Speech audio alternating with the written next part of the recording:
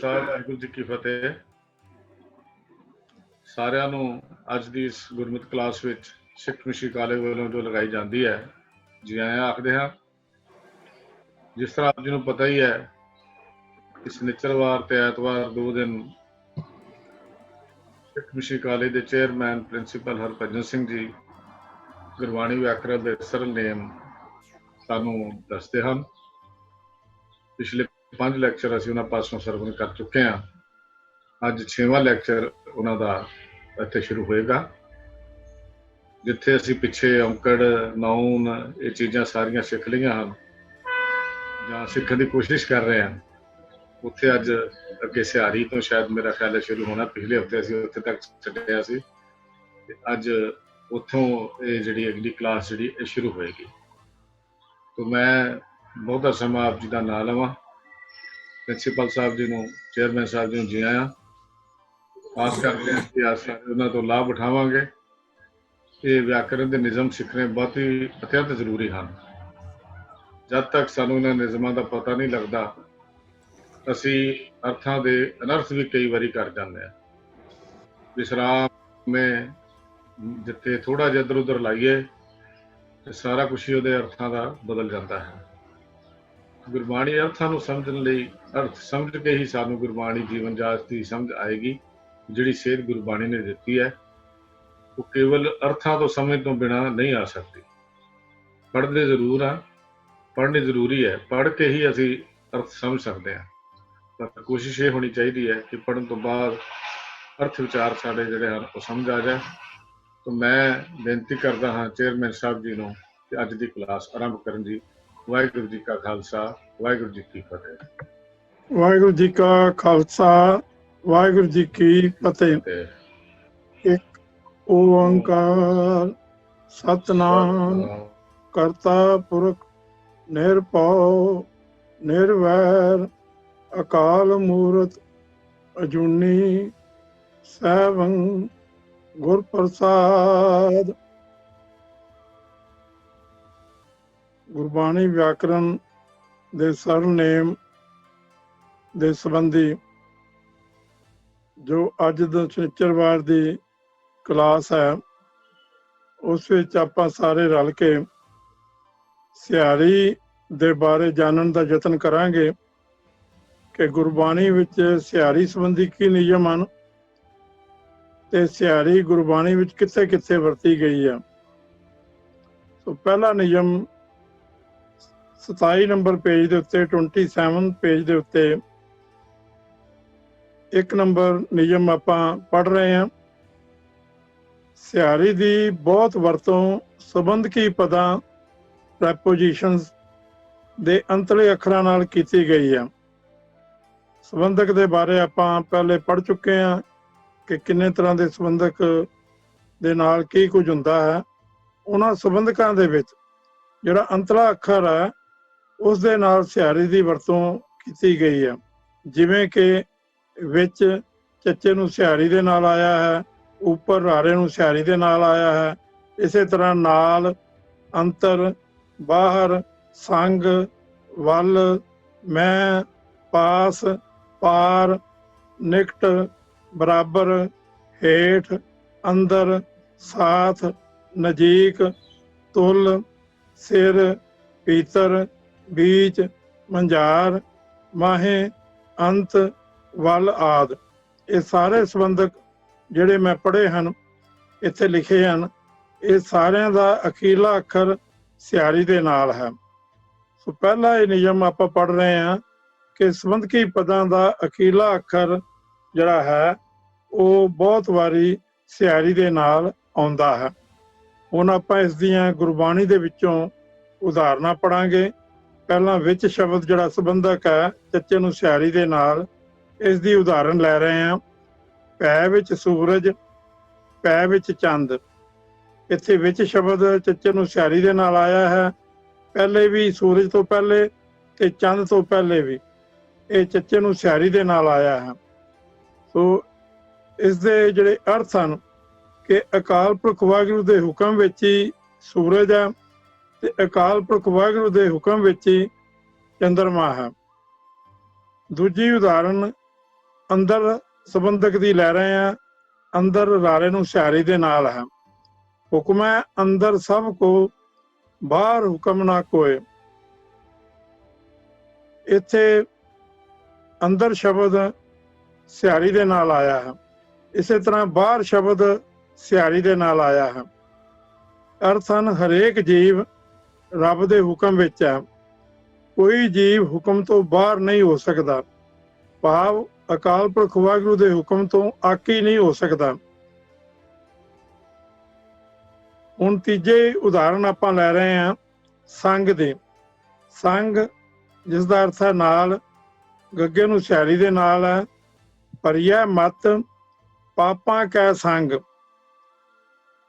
ਜੇ ਮਨੁੱਖ ਦੀ ਬੁੱਧੀ ਪਾਪਾਂ ਨਾਲ ਮਲੀਨ ਹੋ ਜਾਵੇ, ਇੱਥੇ ਸੰਗ ਦੇ ਅਰਥ ਹਨ ਨਾਲ। ਇਹ ਸੰਗ ਸੰਬੰਧਕ ਹੈ ਤੇ ਗੱਗੇ ਨੂੰ ਸਿਆਰੀ ਦੇ ਨਾਲ ਆਇਆ ਹੈ। ਹੁਣ ਚੌਥੀ ਉਦਾਹਰਣ ਵਿੱਚ ਨਾਲ ਸੰਬੰਧਕ ਲੈ ਰਹੇ ਹਾਂ। ਨਾਲ ਦੇ ਲੱਲੇ ਨੂੰ ਸਿਆਰੀ ਹੈ। ਮੂਰਖ ਹੈ ਨਾਲ ਨਾ ਲੁੱਜੀ ਹੈ। ਭਾਵ ਮੂਰਖ ਦੇ ਨਾਲ ਨਹੀਂ ਝਗੜਨਾ ਚਾਹੀਦਾ।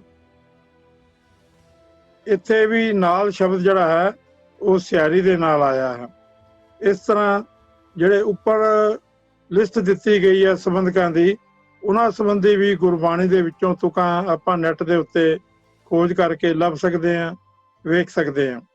ਸੋ ਸਾਨੂੰ ਇਹ ਸਮਝ ਆਉਣੀ ਚਾਹੀਦੀ ਹੈ ਕਿ ਇਹਨਾਂ ਸੰਬੰਧਕਾਂ ਦੇ ਨਾਲ ਜਿਹੜੀ ਸਿਆਰੀ ਹੈ, ਇਹ ਸੰਬੰਧਕ ਸਿਆਰੀ ਦੇ ਨਾਲ ਆਏ ਹਨ ਤੇ ਇਹਨਾਂ ਦੀ ਪਛਾਣ ਜਦੋਂ ਗੁਰਬਾਣੀ ਪੜ੍ਹਾਂਗੇ ਤੇ ਸਿਆਰੀ ਦੇ ਨਾਲ ਆਏ ਹੋਏ ਇਹਨਾਂ ਸ਼ਬਦਾਂ ਨੂੰ ਅਸੀਂ ਪਛਾਣ ਸਕਦੇ ਹਾਂ। ਹੁਣ ਦੂਜੀ 2 ਨੰਬਰ ਨਿਯਮ ਆਪਾਂ ਪੜ੍ਹ ਰਹੇ ਹਾਂ। ਸ਼ਬਦਾਂ ਨੂੰ ਇਸਤਰੀ ਲਿੰਗ ਦਰਸਾਉਣ ਲਈ ਅੰਤਲੇ ਅੱਖਰ ਨਾਲ ਸਿਆਰੀ ਦੀ ਵਰਤੋਂ ਕੀਤੀ ਗਈ ਹੈ। ਇਹ ਬਹੁਤ ਸ਼ਬਦ ਐਸੇ ਆਏ ਹਨ ਜਿਹੜੇ ਇਸਤਰੀ ਲਿੰਗ ਸ਼ਬਦ ਜਿਹੜੇ ਹਨ ਉਹ ਅੰਤਲਾ ਅੱਖਰ ਸਿਆਰੀ ਦੇ ਨਾਲ ਹੈ। ਜਿਵੇਂ ਭੰਡਾਰਨ, ਐਰਨ, ਸੁਹਾਗਨ, ਪਰਦੇਸਨ, ਕਲਾਲਨ, ਬੈਰਨ, ਮਾਲਨ, ਬੰਜਾਰਨ, ਬੈਰਾਗਨ, ਸਾਹਨ, ਸ਼ਾਹਨ, ਸਾਪਨ, ਪੜੋਸਨ, ਸੌਂਕਨ, ਗੀਹਨ, ਤੇਜਨ, ਦੋਚਾਰਨ, ਕਾਮਨ, ਤਰਨ, ਤਰਨ, ਰੈਣ ਤੇ ਪ੍ਰਭਾਤ। ਇਹ ਸ਼ਬਦ ਦੀ ਜਿਹੜੀ ਲਿਸਟ ਦਿੱਤੀ ਗਈ ਹੈ, ਇਸਤਰੀ ਲਿੰਗ ਸ਼ਬਦ ਜਿਹੜੇ ਹਨ ਉਹ ਜਿਵੇਂ ਔਂਕੜ ਦੇ ਨਾਲ ਵੀ ਆਉਂਦੇ ਹਨ, ਜਿਹੜੀ ਆਪਣੀ ਮੂਲਕ ਔਂਕੜ ਨਾਲ ਲੈ ਕੇ ਆਉਂਦੇ ਹਨ, ਇਸੇ ਤਰ੍ਹਾਂ ਅਖੀਰਲਾ ਅੱਖਰ ਸਿਆਰੀ ਦੇ ਨਾਲ ਵੀ ਇਸਤਰੀ ਲਿੰਗ ਸ਼ਬਦ ਜਿਹੜੇ ਹਨ ਉਹ ਗੁਰਬਾਣੀ ਦੇ ਵਿੱਚ ਵਰਤੇ ਗਏ ਹਨ। ਇਹਨਾਂ ਸਾਰੇ ਸ਼ਬਦਾਂ ਦੇ ਅਖੀਰਲੇ ਅੱਖਰ ਨੂੰ ਸਿਆਰੀ ਹੈ। ਇਹ ਦੱਸਦੀ ਹੈ ਕਿ ਇਹ ਇਸਤਰੀ ਲਿੰਗ ਸ਼ਬਦ ਹਨ। ਹੁਣ ਇਹਨਾਂ ਦੀ ਉਦਾਹਰਣ ਆਪਾਂ ਲੈ ਰਹੇ ਹਾਂ। ਪਹਿਲਾਂ ਆਪਾਂ ਕਾਮਨ, ਕੱਕੇ ਨੂੰ ਕੰਨਾ, ਮੰਮਾ, ਅਨਾਣੇ ਨੂੰ ਸਿਆਰੀ। ਇਹ ਕਾਮਨ ਸ਼ਬਦ ਇਸਤਰੀ ਲਿੰਗ ਸ਼ਬਦ ਹੈ ਜਿਸ ਦਾ ਅਰਥ ਹੈ ਇਸਤਰੀ। ਇਹ ਤੁਕ ਹੈ ਗੁਣ ਕਾਮਨ, ਕਾਮਨ ਕਰੈ ਤਉ ਪਿਆਰੇ, ਤਉ ਪਿਆਰੇ ਕੋ ਪਾਵੈ। ਇੱਥੇ ਕਾਮਨ ਸ਼ਬਦ ਜੋ ਪਹਿਲਾ ਆਇਆ ਹੈ ਉਹ ਬਿਨਾਂ ਸਿਆਰੀ ਤੋਂ ਹੈ, ਜਿਸ ਦਾ ਅਰਥ ਹੈ ਟੂਣੇ। ਕਾਮਨ ਜੇ ਅਨਾਣੇ ਨੂੰ ਔਂਕੜ ਨਾਲ ਆਉਂਦਾ ਤਾਂ ਇਸ ਦਾ ਮਤਲਬ ਸੀ ਇੱਕ ਟੂਣਾ। ਹੁਣ ਕਿਉਂਕਿ ਇਹ ਔਂਕੜ ਤੋਂ ਬਿਨਾਂ ਆਇਆ ਹੈ, ਬਹੁਵਚਨ ਨਾਉਨ ਹੈ, ਇਸ ਕਰਕੇ ਇਹ ਬਹੁਵਚਨ ਦੇ ਵਿੱਚ ਹੈ। ਕਾਮਨ ਮੁਕਤਾ ਅੰਤ ਹੈ। ਇਹ ਇਸ ਦਾ ਅਰਥ ਹੈ ਟੂਣੇ। ਤੇ ਕਾਮਨ ਜਿਹੜਾ ਦੂਜੀ ਵਾਰੀ ਆਇਆ ਹੈ ਉਹ ਅਨਾਣੇ ਨੂੰ ਇਸਤਰੀ ਸਿਆਰੀ ਦੇ ਨਾਲ ਆਇਆ ਹੈ, ਜਿਸ ਦਾ ਅਰਥ ਹੈ ਇਸਤਰੀ। ਆਮ ਕਰਕੇ ਇਸਤਰੀਆਂ ਦੇ ਮਨ ਵਿੱਚ ਇਹ ਗੱਲ ਹੁੰਦੀ ਹੈ ਕਿ ਆਪਣੇ ਪਤੀ ਨੂੰ ਵਸ ਵਿੱਚ ਕਰਨਾ ਹੈ, ਤੇ ਕਈ ਕੁਰਾਏ ਪਾਉਣ ਵਾਲੀਆਂ ਇਸਤਰੀਆਂ ਇੱਕ ਦੂਜੇ ਨੂੰ ਦੱਸਦੀਆਂ ਹਨ ਕਿ ਫਲਾਣੀ ਜਗ੍ਹਾ ਤੋਂ ਫਲਾਣਾ ਟੂਣਾ ਕਰਵਾ ਲਓ ਤੇ ਉਸ ਨਾਲ ਪਤੀ ਵਸ ਵਿੱਚ ਆ ਜਾਂਦਾ ਹੈ। ਇੱਥੇ ਗੁਰਬਾਣੀ ਨੇ ਸੇਧ ਦਿੱਤੀ ਹੈ ਕਿ ਇਸਤਰੀ ਆਪਣੇ ਪਤੀ ਨੂੰ ਵਸ ਵਿੱਚ ਕਿਵੇਂ ਕਰ ਸਕਦੀ ਹੈ। ਤਾਂ ਦੱਸਿਆ ਹੈ ਗੁਣ ਕਾਮਨ। ਜੇ ਗੁਣਾਂ ਦਾ ਟੂਣਾ ਕੀਤਾ ਜਾਏ, ਗੁਣਾਂ ਦੇ ਟੂਣੇ ਕੀਤੇ ਜਾਣ, ਭਾਵ ਆਪਣੇ ਅੰਦਰ ਇਸਤਰੀ ਗੁਣ ਧਾਰਨ ਕਰੇ। ਕਾਮਨ ਕਰੈ, ਕਾਮਨ ਮਾਨੇ ਇਸਤਰੀ ਕਰੇ। ਜੇ ਇਸਤਰੀ ਗੁਣ ਧਾਰਨ ਕਰੇ ਤੋ ਤਾਂ ਪਿਆਰੇ ਕੋ ਪਾਵੈ, ਤਾਂ ਆਪਣੇ ਪਿਆਰੇ ਪਤੀ ਨੂੰ ਉਹ ਪ੍ਰਾਪਤ ਕਰ ਲੈਂਦੀ ਹੈ। ਇਸੇ ਤਰੀਕੇ ਨਾਲ ਜਦੋਂ ਜੀਵ ਇਸਤਰੀ ਪ੍ਰਭੂ ਪਤੀ ਨੂੰ ਵਸ ਕਰਨ ਲਈ ਆਤਮਕ ਗੁਣਾਂ ਨੂੰ ਟੂਣੇ ਬਣਾਉਂਦੀ ਹੈ, ਤਦੋਂ ਉਹ ਪ੍ਰਭੂ ਨੂੰ ਪ੍ਰਾਪਤ ਕਰ ਲੈਂਦੀ ਹੈ। ਇੱਥੇ ਇਹ ਜਿਹੜਾ ਸ਼ਬਦ ਕਾਮਣ ਆਇਆ ਹੈ, ਤੇ ਕਾਮਣ ਸਿਆਰੀ ਦੇ ਨਾਲ, ਇਹ ਦੋਵਾਂ ਵਿੱਚ ਬਹੁਤ ਥੋੜਾ ਅੰਤਰ ਹੈ। ਇੱਕ ਵਿੱਚ ਸਿਆਰੀ ਹੈ, ਇੱਕ ਵਿੱਚ ਸਿਆਰੀ ਨਹੀਂ ਹੈ। ਗੁਰਬਾਣੀ ਦੇ ਵਿੱਚ ਇਸ ਤਰ੍ਹਾਂ ਦੇ ਬਹੁਤ ਸ਼ਬਦ ਹਨ ਜਿਹੜਾ ਦਾ ਉਚਾਰਨ ਇੱਕੋ ਹੀ ਹੁੰਦਾ ਹੈ, ਪਰ ਉਹਨਾਂ ਦੇ ਜਿਹੜੇ ਸਪੈਲਿੰਗ ਹੁੰਦੇ ਹਨ ਉਹ ਵੱਖਰੇ ਹੁੰਦੇ ਹਨ। ਜਦੋਂ ਆਪਾਂ ਇਹ ਗੁਰਬਾਣੀ ਵਿਆਕਰਣ ਦੇ ਸਰਲ ਨੇਮ ਪੂਰੇ ਕਰਾਂਗੇ ਤਾਂ ਪ੍ਰੋਫੈਸਰ ਸਾਹਿਬ ਸਿੰਘ ਜੀ ਦੀ ਜੋ ਪੁਸਤਕ ਹੈ ਗੁਰਬਾਣੀ ਵਿਆਕਰਣ, ਉਸ ਦੇ ਵਿੱਚ ਅਖੀਰ ਦੇ ਵਿੱਚ ਇੱਕ ਬਹੁਤ ਲੰਬੀ ਸੂਚੀ ਹੈ ਇਹੋ ਜਿਹੇ ਸ਼ਬਦਾਂ ਦੀ, ਜਿਹੜੀ ਆਪਾਂ ਇੱਥੇ ਕਲਾਸ ਦੇ ਵਿੱਚ ਦੁਹਰਾਵਾਂਗੇ, ਜਿਸ ਨਾਲ ਸਾਨੂੰ ਪਤਾ ਲੱਗੇਗਾ ਕਿ ਜਿੰਨੀ ਦੇਰ ਤੱਕ ਸ਼ਬਦ ਦਾ ਸਰੂਪ ਸਾਨੂੰ ਪਤਾ ਨਾ ਹੋਵੇ, ਉਨੀ ਦੇਰ ਤੱਕ ਅਸੀਂ ਸ਼ਬਦ ਦੇ ਅਰਥ ਸਹੀ ਨਹੀਂ ਕਰ ਸਕਦੇ। ਸੋ ਇਹਨਾਂ ਲਗਾ ਮਾਤਰਾ ਦਾ ਖਾਸ ਧਿਆਨ ਰੱਖਣਾ ਹੈ। ਕਾਮਨ ਜਿਹੜਾ ਬਿਨਾਂ ਸਿਆਰੀ ਤੋਂ ਆਇਆ ਹੈ ਉਸ ਦਾ ਅਰਥ ਹੈ ਟੂਣੇ, ਤੇ ਜਿਹੜਾ ਸਿਆਰੀ ਦੇ ਨਾਲ ਆਇਆ ਹੈ ਉਹ ਹੈ ਇਸਤਰੀ। ਹੁਣ ਦੂਜੀ ਉਦਾਹਰਨ ਆਪਾਂ ਲੈ ਰਹੇ ਹਾਂ, ਜੈਸੀ ਤਰਨ ਪਤਾਰ ਉਰਜੀ ਪਿਰਾ ਸਿਵੈ, ਇਹ ਮਨ ਲਾਲ ਦੀਜੈ। ਇੱਥੇ ਤਰਨ ਦਾ ਅਰਥ ਹੈ ਜਵਾਨ ਇਸਤਰੀ, ਤੱਤਾ ਰਾਰੇ ਨੂੰ ਔਂਕੜ, ਅਨਾਣੇ ਨੂੰ ਸਿਆਰੀ। ਅਨਾਣੇ ਨੂੰ ਸਿਆਰੀ ਆਈ ਹੈ, ਇਸਤਰੀ ਲਿੰਗ ਸ਼ਬਦ ਹੈ, ਤੇ ਇਹ ਤਰਨ ਦਾ ਅਰਥ ਵੀ ਇਸਤਰੀ ਹੈ, ਤੇ ਜਿਹੜੀ ਜਵਾਨ ਇਸਤਰੀ ਹੈ ਉਸਨੂੰ ਤਰਨ ਕਿਹਾ ਜਾਂਦਾ ਹੈ। ਆਪਾਂ ਪੜ੍ਹਦੇ ਵੀ ਹਾਂ, ਇੱਕ ਬੁੱਢਾ ਦਲ ਤੇ ਇੱਕ ਤਰਨਾ ਦਲ, ਉਸੇ ਤਰਨ ਦੇ ਨਾਲ ਹੀ ਇਹ ਸੰਬੰਧਿਤ ਸ਼ਬਦ ਇਸਤਰੀ ਲਿੰਗ ਵਾਸਤੇ ਤਰਨ ਵਰਤਿਆ ਗਿਆ ਹੈ। ਤਰਨ ਦੇ ਰਾਰੇ ਦੀ ਜਿਹੜੀ ਔਂਕੜ ਹੈ, ਵਿਚਕਾਰਲੀ ਜਿਹੜੀ ਔਂਕੜ ਹੁੰਦੀ ਹੈ, ਉਹ ਉਚਾਰਨ ਦੇ ਵਿੱਚ ਵੀ ਬੁਲਾਈ ਜਾਂਦੀ ਹੈ। ਜਿਵੇਂ ਠਾਕੁਰ, ਕੱਕੇ ਨੂੰ ਔਂਕੜ, ਉਹ ਬੁਲਾਈ ਜਾਂਦੀ ਹੈ। ਅਖੀਰਲੀ ਜਿਹੜੀ ਔਂਕੜ ਹੁੰਦੀ ਹੈ, ਜਿਹੜੀ ਕਾਰਕੀ ਅਰਥ ਦਿੰਦੀ ਹੈ, ਉਹ ਗੁਰਬਾਣੀ ਵਿਆਕਰਣ ਵਾਲੀ, ਜਿਵੇਂ ਸਤਨਾਮ ਦੇ ਮੰਮੇ ਨੂੰ ਔਂਕੜ ਹੈ, ਉਹ ਉਚਾਰਨ ਵਿੱਚ ਨਹੀਂ ਬੁਲਾਈ ਜਾਂਦੀ। ਇੱਥੇ ਤਰਨ ਦਾ ਅਰਥ ਹੈ ਜਵਾਨ ਇਸਤਰੀ। ਅਰਥ ਹਨ ਜੈਸੀ ਤਰਨ ਪਤਾਰ ਉਰਜੀ, ਜਿਵੇਂ ਜਵਾਨ ਇਸਤਰੀ ਆਪਣੇ ਪਤੀ ਦੇ ਪਿਆਰ ਵਿੱਚ ਬੱਝੀ ਹੋਈ ਹੁੰਦੀ ਹੈ, ਉਸਦੇ ਪਿਆਰ ਵਿੱਚ ਫਸੀ ਹੋਈ ਹੁੰਦੀ ਹੈ, ਤੇ ਉਹ ਕੀ ਕਰਦੀ ਹੈ, ਜੈਸੀ ਤਰਨ ਪਤਾਰ ਉਰਜੀ ਪਿਰਾ ਸਿਵੈ, ਪਿਰਾ ਮੈਨੇ ਪਿਰ ਤੇ ਸਿਵੈ ਮੈਨੇ ਸੇਵਾ, ਉਹ ਆਪਣੇ ਪਤੀ ਦੀ ਸੇਵਾ ਕਰਦੀ ਹੈ। ਉਸੇ ਤਰ੍ਹਾਂ ਇਹ ਭਾਈ ਆਪਣਾ ਇਹ ਮਨ ਲਾਲ ਦੀਜਾ, ਲਾਲ ਦਾ ਅਰਥ ਹੈ ਸੋਹਣਾ। ਆਪਣਾ ਇਹ ਮਨ ਜਿਹੜਾ ਹੈ ਉਹ ਸੋਹਣੇ ਪ੍ਰਭੂ ਨੂੰ ਦੇਣਾ ਚਾਹੀਦਾ ਹੈ। ਜਿਵੇਂ ਇਸਤਰੀ ਆਪਣੇ ਪਤੀ ਦੀ ਸੇਵਾ ਕਰਦੀ ਹੈ, ਉਸ ਵਿੱਚ ਪਿਆਰ ਪਾਈ ਰੱਖਦੀ ਹੈ, ਸਾਨੂੰ ਜੀਵ ਇਸਤਰੀ ਨੂੰ ਆਪਣੇ ਪ੍ਰਭੂ ਪਤੀ ਦੇ ਨੂੰ ਰਜਾਉਣ ਵਾਸਤੇ ਉਸ ਦੇ ਨਾਲ ਐਸਾ ਪਿਆਰ ਪਾਉਣਾ ਚਾਹੀਦਾ ਹੈ। ਹੁਣ ਦੂਜੀ ਉਦਾਹਰਨ ਜਿਹੜੀ ਹੈ, ਇਸ ਦੇ ਨਾਲ ਮਿਲਦਾ ਜਿਹੜਾ ਸ਼ਬਦ ਹੈ ਤਰਨ, ਤੱਤਾ ਰਾਰਾ ਅਨਾਣੇ ਨੂੰ ਔਂਕੜ। ਹੁਣ ਇੱਥੇ ਦਾ ਤਰਨ ਸ਼ਬਦ ਹੈ, ਤੇ ਜਿਹੜੀ ਪਹਿਲੀ ਆਪਾਂ ਤੁਕ ਚ ਤਰਨ ਪੜਿਆ ਹੈ ਅਨਾਣੇ ਨੂੰ ਸਿਆਰੀ ਦੇ ਨਾਲ, ਉਹਨਾਂ ਦੋਵਾਂ ਦੇ ਵਿੱਚ ਜ਼ਮੀਨ ਅਸਮਾਨ ਦਾ ਅੰਤਰ ਹੈ। ਇੱਥੇ ਤਰਨ ਦਾ ਅਰਥ ਹੈ ਤਰਨਾ, ਜਿਵੇਂ ਆਪਾਂ ਤਲਾਬ ਦੇ ਵਿੱਚ ਤਰਦੇ ਹਾਂ, ਦਰਿਆ ਦੇ ਵਿੱਚ ਤਰਦੇ ਹਾਂ, ਕੋਈ ਸਮੁੰਦਰ ਦੇ ਵਿੱਚ ਤਰਦਾ ਹੈ, ਤੇ ਇੱਥੇ ਤਰਨ ਦੁਹੇਲਾ ਪਿਆ, ਖਿਨ ਮੈਂ ਖਸਮ ਚੇਤਨਾ ਆਇਓ। ਤਰਨ ਦਾ ਅਰਥ ਹੈ ਤਰਨਾ, ਇਹ ਹੁਣ ਇਸਤਰੀ ਲਿੰਗ ਸ਼ਬਦ ਨਹੀਂ ਹੈ। ਤਰਨ ਦੁਹੇਲਾ ਪਿਆ, ਇੱਥੇ ਤਰਨ ਦਾ ਭਾਵ ਹੈ ਤਰਨਾ। ਤੇ ਇਹ ਜਿਹੜਾ ਮਨੁੱਖ ਵਿਕਾਰਾਂ ਵਿੱਚ ਫਸ ਜਾਂਦਾ ਹੈ, ਤਰਨ ਦੁਹੇਲਾ ਪਿਆ, ਵਿਕਾਰਾਂ ਵਿੱਚ ਡਿੱਗੇ ਰਹਿ ਕੇ ਸੰਸਾਰ ਸਮੁੰਦਰ ਤੋਂ ਪਾਰ ਨਹੀਂ ਲੰਘ ਸਕੀਦਾ। ਦੁਹੇਲਾ ਭਾਵ ਔਖਾ ਹੋ ਗਿਆ। ਖਿਨ ਮੈਂ ਖਸਮ ਚੇਤਨਾ ਆਇਓ, ਕਿਉਂਕਿ ਜਦੋਂ ਮਾਲਕ ਪ੍ਰਭੂ ਚਿੱਤ ਵਿੱਚ ਉਹ ਨਹੀਂ ਆ ਸਕਦਾ, ਉਹ ਅੰਦਰ ਆ ਕੇ ਵਸ ਨਹੀਂ ਸਕਦਾ, ਕਿਉਂਕਿ ਚਿੱਤ ਜਿਹੜਾ ਹੈ ਉਹ ਵਿਕਾਰਾਂ ਦੇ ਵਿੱਚ ਫਸਿਆ ਹੋਇਆ ਹੈ। ਜਿੰਨੀ ਦੇਰ ਤੱਕ ਵਿਕਾਰਾਂ ਤੋਂ ਖਹਿੜਾ ਨਹੀਂ ਛੁੱਟਦਾ, ਪਰਮਾਤਮਾ ਦੇ ਨਾਲ ਪਿਆਰ ਨਹੀਂ ਪੈ ਸਕਦਾ।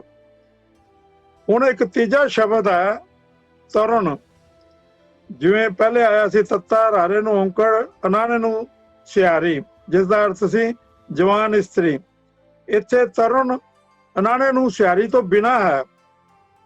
ਤਰੁਣ ਤੇਜ ਪਰ ਤਿਰਿਆ ਮੁਖ ਜੋਹੇ, ਸਰ ਅਪਸਰ ਨਾ ਜਾਣਿਆ ਪਛਾਣਿਆ। ਤਰੁਣ ਤੇਜ ਪਰ ਤਿਰਿਆ ਮੁਖ ਜੋਹੇ, ਸਰ ਅਪਸਰ ਨਾ ਪਛਾਣਿਆ। ਤਰੁਣ ਦਾ ਅਰਥ ਹੈ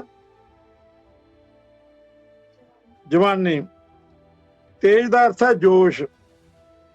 ਤੇਰੇ ਅੰਦਰ ਜਵਾਨੀ ਦਾ ਜੋਸ਼ ਹੈ, ਤਰੁਣ ਤੇਜ। ਪਰ ਤੇਰੇ ਮੁਖ ਜੋ ਹੈ, ਤੇਰੇ ਦਾ ਅਰਥ ਹੈ ਇਸਤਰੀ। ਪਰਾਈਆਂ ਇਸਤਰੀਆਂ ਦਾ ਤੂੰ ਮੂੰਹ ਤੱਕਦਾ ਹੈ। ਸਰ ਉਪਸਰ ਨਾ ਪਛਾਣਿਆ। ਸਰ ਉਪਸਰ ਕਹਿੰਦੇ ਨੇ ਚੰਗੇ ਮੰਦੇ ਨੂੰ। ਤੈਨੂੰ ਚੰਗਾ ਮੰਦਾ ਕੁਝ ਵੀ ਸੁਝਦਾ ਨਹੀਂ ਹੈ। ਹੁਣ ਇਹੀ ਤਰਨ ਸ਼ਬਦ ਤੇ ਤਰਨ ਸ਼ਬਦ ਅਨਾਣੇ ਨੂੰ ਔਂਕੜ ਦੇ ਨਾਲ, ਤੇ ਤਰੁਣ ਸ਼ਬਦ ਰਾਰੇ ਨੂੰ ਔਂਕੜ ਦੇ ਨਾਲ, ਤੇ ਪਹਿਲਾ ਤਰੁਣ ਅਨਾਣੇ ਨੂੰ ਸਿਆਰੀ ਦੇ ਨਾਲ। ਇਹ ਤਿੰਨ ਤਰ੍ਹਾਂ ਦਾ ਤਰਨ ਸ਼ਬਦ ਆਇਆ ਹੈ, ਪਰ ਤਿੰਨਾਂ ਜਗ੍ਹਾ ਦੇ ਉੱਤੇ ਉਚਾਰਨ ਤਰਨਾ, ਤੇ ਦੂਜੇ ਵਿੱਚ ਤਰਨਾ, ਤੇ ਤੀਜੇ ਦੇ ਵਿੱਚ ਤਰਨਾ। ਦੋਹਾਂ ਦਾ ਉਚਾਰਨ ਤਰਨ ਅਨਾਣੇ ਨੂੰ ਸਿਆਰੀ ਦੇ ਨਾਲ ਤੇ ਤਰੁਣ ਰਾਰੇ ਨੂੰ ਔਂਕੜ ਦੇ ਨਾਲ, ਇਹ ਦੋਹਾਂ ਦਾ ਉਚਾਰਨ ਇੱਕੋ ਹੈ।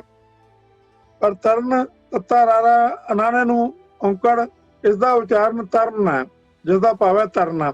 ਪਰ ਤਿੰਨਾਂ ਦੇ ਅਰਥਾਂ ਦੇ ਵਿੱਚ ਬਹੁਤ ਫਰਕ ਹੈ। ਸੋ ਇਸ ਕਰਕੇ ਸਾਨੂੰ ਇਹ ਹਮੇਸ਼ਾ ਧਿਆਨ ਦੇਣਾ ਚਾਹੀਦਾ ਹੈ ਕਿ ਕਿਹੜੇ ਸ਼ਬਦ ਨੂੰ ਕਿਸ ਕਿਸਮ ਦੀ ਲੱਗ ਮਾਤਰ ਲੱਗੀ ਹੋਈ ਹੈ। ਹੁਣ 28 ਪੇਜ ਦੇ ਉੱਤੇ, 28 ਪੇਜ ਦੇ ਉੱਤੇ ਐੜਾ ਪਾਠ ਇੱਕ ਪਹਿਲੇ ਲਿਸਟ ਦਿੱਤੀ ਹੋਈ ਸੀ ਜੋ ਇਸਤਰੀ ਲਿੰਗ ਸ਼ਬਦਾਂ ਦੀ।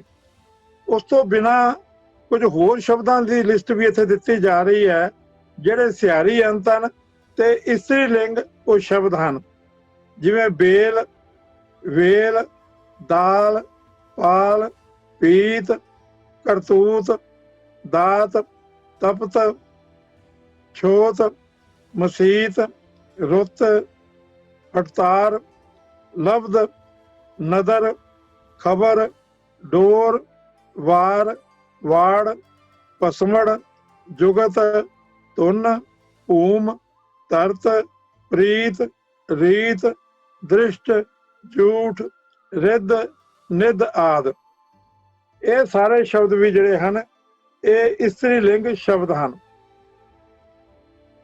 ਇਸੇ ਤਰ੍ਹਾਂ ਫਾਰਸੀ ਤੇ ਅਰਬੀ ਭਾਸ਼ਾ ਚੋਂ ਆਏ ਇਸਤਰੀ ਲਿੰਗ ਸ਼ਬਦ ਅਕਲ, ਇੱਲਤ, ਸਿਫਤ, ਸ਼ਾਬਾਸ਼, ਸਾਬਤ, ਸਲਾਮਤ, ਕੁਦਰਤ, ਕਰਾਮਾਤ, ਖੈਰ, ਜ਼ਰੂਰਤ, ਨਦਰ, ਫਰਮਾਇਸ਼, ਬਰਾਬਰ, ਮਸਲਤ, ਹਕੀਕਤ, ਇਹ ਸਾਰੇ ਸ਼ਬਦ ਜੋ ਸਿਆਰੀ ਅੰਤ ਹਨ ਇਹ ਵੀ ਇਸਤਰੀ ਲਿੰਗ ਸ਼ਬਦ ਹਨ ਜੋ ਫਾਰਸੀ ਤੇ ਅਰਬੀ ਭਾਸ਼ਾ ਦੇ ਵਿੱਚੋਂ ਆਏ ਹਨ।